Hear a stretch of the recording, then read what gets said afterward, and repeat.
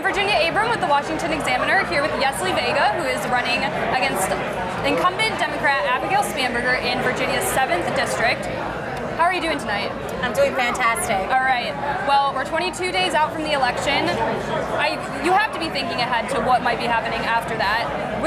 If you were elected on November 8th, where do you think you would fall ideologically in the Republican Party? You know, I just try to be myself, and I try to be the representative that I'm promising voters that I'm going to be. So my focus is solely on representing voters in the 7th District as they're asking me to represent them. So abortion has been a big issue this campaign cycle, and I know that your opponent has kind of attacked you on comments you made a few months ago. Maybe that sounded like you were downplaying the likelihood that a woman could get pregnant as a result of rape. Where do you stand on those remarks? Is there anything you want to clarify heading into the last stretch? Yeah, I certainly was not downplaying anything.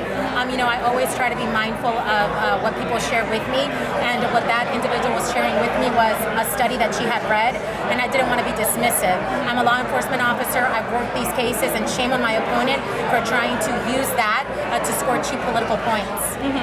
How would you respond to Spanberger's attacks on abortion generally? You know, it's settled law, right? The Supreme Court got it right. They've reverted that back to the states, so now it's going to be up to the voters of the Commonwealth of Virginia to decide. They're closest to their representative. And, you know, she's doing it because she wants to distract voters from her failed positions supporting Joe Biden and Nancy Pelosi. She doesn't want to talk about the economy. She doesn't want to talk about the humanitarian crisis at the border. She doesn't want to talk about the cost of living going up. And she certainly doesn't want to talk about her voting to raise taxes on low and middle income Americans. So that's why she's making this race one issue only. But when you talk to voters, the voters know exactly what kind of change they want, and they know that I'm going to deliver on November 8th. All right. So it looks like you're going to be you have hit this campaign trail with Tulsi Gabbard, who recently left the Democratic Party. She's been criticized for some of her foreign policy positions, especially when it comes to Democrats criticizing her as a Putin sympathizer. What's your response to that? You know, she's somebody that has seen the Democrat Party for who they are now, and she rejects those ideologies. She rejects this movement of trying to take that fundamental right of parents being involved. So the conversations that I've had with her centered around that. I'm a mother of a little girl. Well, she's not really little anymore. She's 14.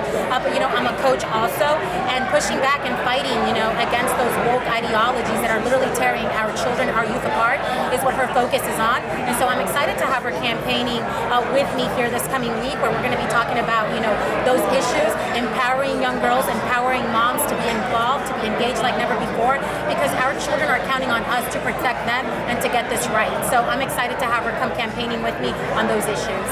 Speaking of children and protecting children's innocence, Marjorie Taylor Greene recently introduced a bill called the Protecting Children's Innocence Bill that would ban transgender medical intervention for minors. Is that something you would vote for?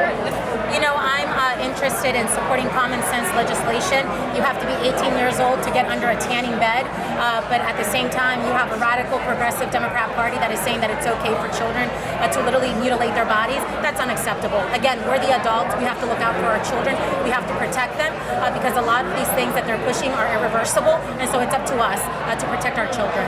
Well, thank you so much for joining me. I wish you best of luck going forward.